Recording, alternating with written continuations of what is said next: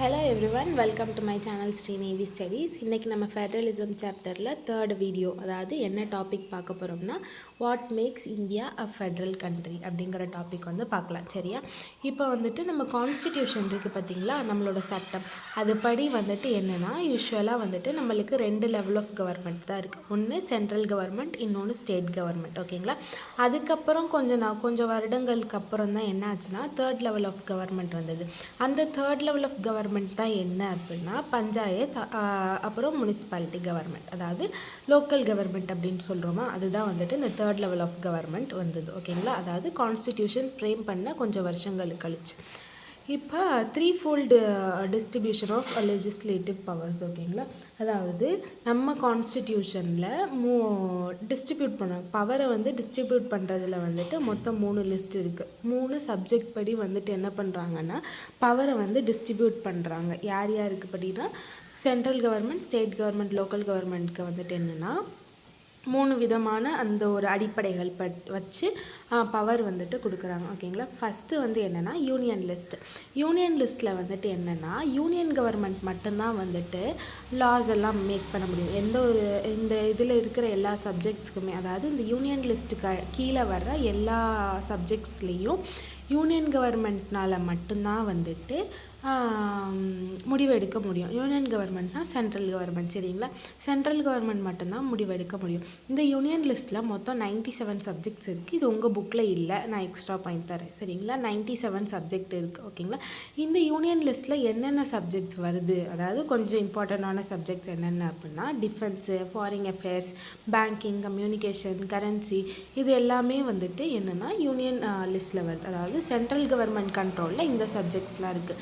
இது எல்லாமே என்னென்னா அதாவது ஒரு கண்ட்ரியில் எல்லா ஸ்டேட்ஸ்க்குமே வந்துட்டு இது எல்லாமே வந்துட்டு யூனிஃபார்மாக இருக்கும், ஒரே மாதிரி இருக்கும். இப்போ ஃபாரின் அஃபேர்ஸ், பேங்கிங், கம்யூனிகேஷன், இது எல்லாமே வந்துட்டு இந்தியா ஃபுல்லாக எல்லா ஸ்டேட்ஸ்லையுமே வந்துட்டு ஒரே மாதிரி இருக்கும். அதுதான் வந்துட்டு யூனியன் லிஸ்ட். ஓகேங்களா? சென்ட்ரல் கவர்மெண்ட் கண்ட்ரோல் பண்ணுறது. அடுத்தது என்னென்னா ஸ்டேட் லிஸ்ட்.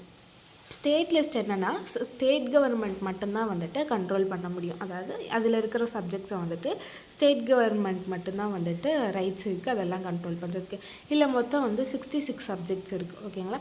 இல்லை வந்துட்டு என்னென்ன சப்ஜெக்ட்ஸ் இம்பார்ட்டன்ட் சப்ஜெக்ட்ஸ் அப்படின்னா police, trade, commerce, agriculture, irrigation, இது எல்லாமே வந்துட்டு இம்பார்ட்டன்ட் சப்ஜெக்ட் ஸ்டேட் லிஸ்ட். ஓகேங்களா? அடுத்தது வந்து கான்கரண்ட் லிஸ்ட். இந்த கான்கரண்ட் லிஸ்ட் அப்படின்னா என்னென்னா சென்ட்ரல் கவர்மெண்ட், ஸ்டேட் கவர்மெண்ட் ரெண்டு கவர்மெண்ட்டுமே வந்துட்டு ரூல்ஸ் அண்ட் ரெகுலேஷன்ஸ், அதாவது லாஸ் எல்லாம் மேக் பண்ண முடியும். ரெண்டு கவர்மெண்ட்டுமே அதை வந்து இம்ப்ளிமெண்ட்டும் பண்ண முடியும். ஓகேங்களா? இதில் வந்து மொத்தம் வந்து 57 சப்ஜெக்ட் இருக்குது, அதாவது 57 சப்ஜெக்ட் இருக்குது. அதில் இம்பார்ட்டன்ட் சப்ஜெக்ட் என்னென்னா education, forest, trade union, marriage, adoption, succession, இது எல்லாமே வந்துட்டு கான்கரண்ட் லிஸ்ட்டில் வரும். ஃபார் எக்ஸாம்பிள் இப்போ எஜுகேஷனே எடுத்துக்கிட்டோம்னா எஜுகேஷனோட கண்ட்ரோல் யார்கிட்ட இருக்கும்னா போத் சென்ட்ரல் கவர்மெண்ட்டும் கண்ட்ரோல் பண்ணலாம், ஸ்டேட் கவர்மெண்ட்டும் கண்ட்ரோல் பண்ணலாம். அதாவது சிலபஸ் எல்லாம் சென்ட்ரல் கவர்மெண்ட், இப்போ தமிழ்நாடுக்கு ஒரு சிலபஸ் இருக்குது, ஸ்டேட் போர்ட் சிபிஎஸ்சி சிலபஸ் ஒன்று இருக்குல்ல. ஸோ இந்த மாதிரி வந்துட்டு சென்ட்ரல் கவர்மெண்ட்டும் கண்ட்ரோல் பண்ணலாம், ஸ்டேட் கவர்மெண்ட்டும் வந்து கண்ட்ரோல் பண்ணலாம். சப்போஸ் இது வந்து கான்கரண்ட் லிஸ்ட் அப்படிங்கையில் வந்துட்டு ரெண்டு கவர்மெண்ட்டுமே வந்துட்டு கண்ட்ரோல் பண்ணுதில்ல, ரெண்டு கவர்மெண்ட்டுமே வந்துட்டு ரூல்ஸ் அண்ட் ரெகுலேஷன் ஃபார்ம் பண்ணுறதுனால இவங்களுக்கு இடையில வந்து நிறைய பிரச்சனைகள், கான்ஃப்ளிக்ட் வரும். சப்போஸ் இந்த மாதிரி கான்ஃப்ளிக்ட் வந்துச்சுன்னா அதாவது யூனியன் கவர்மெண்ட், சென்ட்ரல் கவர்மெண்ட்டோட முடிவு தான் என்ன பண்ணுன்னா ஜெயிக்குமா. ஓகேங்களா? அடுத்தது யூனியன் கவர்மெண்ட் வந்துட்டு இன்னொரு சப்ஜெக்ட் ரெசிடியரி சப்ஜெக்ட்ஸ் அப்படின்ட்டு ஒன்று இருக்குது. அதாவது நம்ம கான்ஸ்டிடியூஷன் ஃப்ரேம் பண்ண டயத்தில் இந்த மாதிரி சப்ஜெக்ட்ஸ்னு ஒன்று கிடையாது மாதிரி இருந்துச்சுல, அதாவது அப்போதைக்கு வந்துட்டு இந்த மாதிரி விஷயங்கள் இல்லாமல் இருந்திருக்கலாம்ல, அதுக்கப்புறம் ஃபார்ம் ஆகிருக்கலாம்ல, அந்த மாதிரி விஷயங்கள் எல்லாமே வந்துட்டு ரெசிடியரி சப்ஜெக்ட்னு சொல்லுவாங்க. ஃபார் எக்ஸாம்பிள் கம்ப்யூட்டர் சாஃப்ட்வேர், இந்த மாதிரி டெக்னாலஜி, இது எல்லாமே வந்துட்டு நம்ம கான்ஸ்டிடியூஷன் ஃப்ரேம் பண்ண டயத்தில் வந்து டெக்னாலஜிக்கல் இம்ப்ரூவ்மெண்ட்ஸ் கிடையாது. ஓகேவா? அதாவது இந்த கம்ப்யூட்டர் இந்த மாதிரி இதெல்லாம் கிடையாது. ஸோ அதுக்கப்புறம் கான்ஸ்டிடியூஷனுக்கு அப்புறம் வந்துட்டு என்னென்ன சப்ஜெக்ட்லாம் ஃபார்ம் ஆச்சோ அது எல்லாமே வந்து ரெசிடியரி சப்ஜெக்ட் அப்படின்னு சொல்லி அதை வந்துட்டு யூனியன் கவர்மெண்ட்டோட கண்ட்ரோலில் வந்துட்டு கொடுக்குறாங்க. ஓகேங்களா? அடுத்தது என்னென்னா சில ஸ்டேட்ஸ்க்கு வந்துட்டு ஸ்பெஷல் பவர் இருக்கும், சில ஸ்டேட்ஸ்க்கு கம்மியாக இருக்கும், அதாவது பவர் வந்துட்டு கம்மியாக இருக்கும்.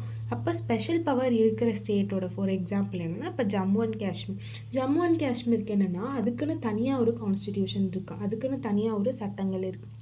அது வந்துட்டு இந்தியன் கான்ஸ்டிடியூஷனை வந்துட்டு என்னென்னா அது வந்துட்டு அப்ளிகபிள் கிடையாது. அதாவது ஜம்மு அண்ட் காஷ்மீரில் இந்தியன் கான்ஸ்டிடியூஷன் வந்துட்டு வேலை செய்யாது.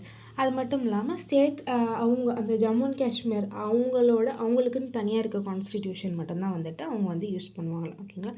அப்புறம் எந்த ஒரு இந்தியனாக இருந்தாலும் இப்போ நம்ம தமிழ்நாட்டில் இருந்துட்டு ஜம்மு அண்ட் காஷ்மீர் போயிட்டு நம்ம போயிட்டு அங்கே போய் ஒரு நிலம் வாங்கணும், ஒரு லேண்ட் வாங்கணும் அப்படின்னா வாங்கவே முடியாதான்.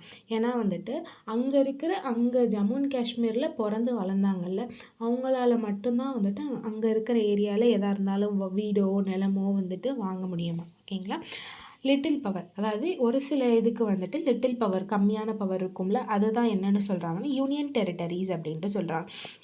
யூனியன் டெரிட்டரிஸோட ஃபுல் கண்ட்ரோல் யாருக்கிட்ட இருக்குது அப்படின்னா யூனியன் கவர்மெண்ட்டை இருக்குது. அதாவது சென்ட்ரல் கவர்மெண்ட்டை தான் வந்துட்டு யூனியன் டெரிட்டரிஸோட ஃபுல் பவரும் இருக்குது. இந்த யூனியன் டெரிட்டரிஸ் எல்லாமே என்னென்னா ரொம்ப சின்னது. அதாவது ஒரு இண்டிபெண்டன்ட் ஸ்டேட்டாக மாறுறதுக்கு, அதாவது ஒரு மாநிலமாக மாறுறதுக்கு அதோட சைஸ் ரொம்ப சின்னதாக இருக்குது. அது மட்டும் இல்லாமல் அதை வந்துட்டு இன்னொரு ஸ்டேட் கூட வந்துட்டு ஜாயினும் பண்ண முடியாது. ஏன்னா பிரச்சனைகள் வரும். ஓகேவா. என்னென்னா வேறு ஒரு ஸ்டேட்டோட ஜாயினும் பண்ண முடியாது, தனியாக ஒரு ஸ்டேட்டாகவும் மாற்ற முடியாது. அந்த மாதிரி ஒரு நிலைமையில் இருக்கிற ஏரியாஸை தான் வந்துட்டு யூனியன் டெரிட்டரிஸ் அப்படின்ட்டு சொல்கிறாங்க. ஃபார் எக்ஸாம்பிள் என்னென்னா சண்டிகர், லக்ஷத்வீப், டெல்லி இந்த மாதிரி இது எல்லாமே என்னென்னா யூனியன் டெரிட்டரிஸ். ஓகேங்களா. பேசிக் ஸ்ட்ரக்சர், நம்மளோட கான்ஸ்டிடியூஷனோட பேசிக் ஸ்ட்ரக்சர் என்னென்னா ஷேரிங் ஆஃப் பவர். ஓகேவா. ஷேரிங் ஆஃப் பவர் யாருக்கும் சென்ட்ரல் கவர்மெண்ட்டுக்கும் ஸ்டேட் கவர்மெண்ட்டுக்கும் இடையில இருக்கிற ஒரு இது பவர் ஷேரிங் தான் வந்துட்டு இந்த ஷேரிங் ஆஃப் பவர். ஓகேங்களா. இப்போ வந்துட்டு என்ன சொல்கிறாங்கன்னா நம்மளோட பார்லிமெண்ட் இருக்குது பார்த்தீங்களா, அவங்க வந்துட்டு என்னென்னா எந்த ஒரு அரேஞ்ச்மெண்ட்டாக இருந்தாலும் அவங்களாம் வந்துட்டு சேஞ்ச் பண்ண முடியாது. அதாவது சென்ட்ரல் கவர்மெண்ட்டோ ஸ்டேட் கவர்மெண்ட்டோ தனியாக வந்துட்டு சேஞ்ச் பண்ண முடியாது. எந்த ஒரு சட்டமாக இருந்தாலும் எதாக இருந்தாலும் கலந்து ஆலோசிக்கணும். ஓகேவா.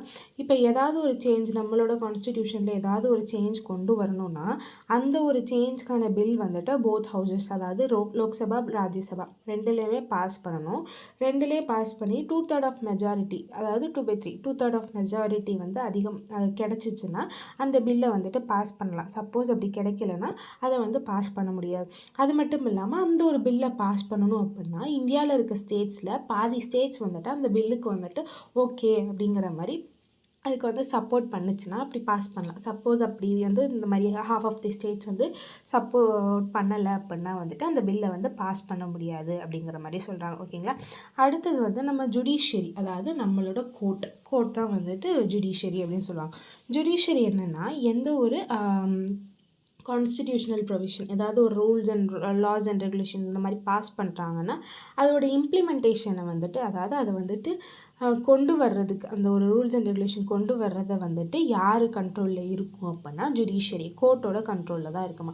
அது மட்டும் இல்லாமல் இப்போ சென்ட்ரல் கவர்மெண்ட்க்கும் ஸ்டேட் கவர்மெண்ட்க்கும் ஏதாவது பிரச்சனை ஆச்சு அப்படின்னா யார் வந்துட்டு ரிசால்வ் பண்ணுவா, யார் அதை வந்துட்டு பிரச்சனையை வந்து சமாதானப்படுத்தி வைப்பா அப்படின்னா ஹைகோர்ட் இல்லைன்னா சுப்ரீம் கோர்ட் வந்துட்டு சமாதானப்படுத்தி வைப்பாங்க.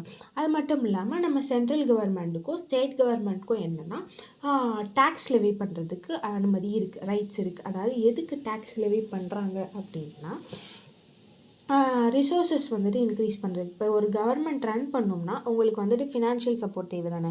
அந்த ஃபினான்ஷியல் சப்போர்ட்டை யார்கிட்டேருந்து பெறாங்கன்னா மக்கள்கிட்டருந்தே வந்து வாங்குறாங்க. மக்கள்கிட்டருந்து வாங்குறது தான் வந்துட்டு டேக்ஸ். ஓகேங்களா. அவ்வளோதான். இதோட இந்த வீடியோ முடிச்சு. உங்களுக்கு இந்த வீடியோ பிடிச்சிருந்தா லைக் பண்ணுங்கள், ஷேர் பண்ணுங்கள், சப்ஸ்கிரைப் பண்ணுங்கள். தேங்க்யூ.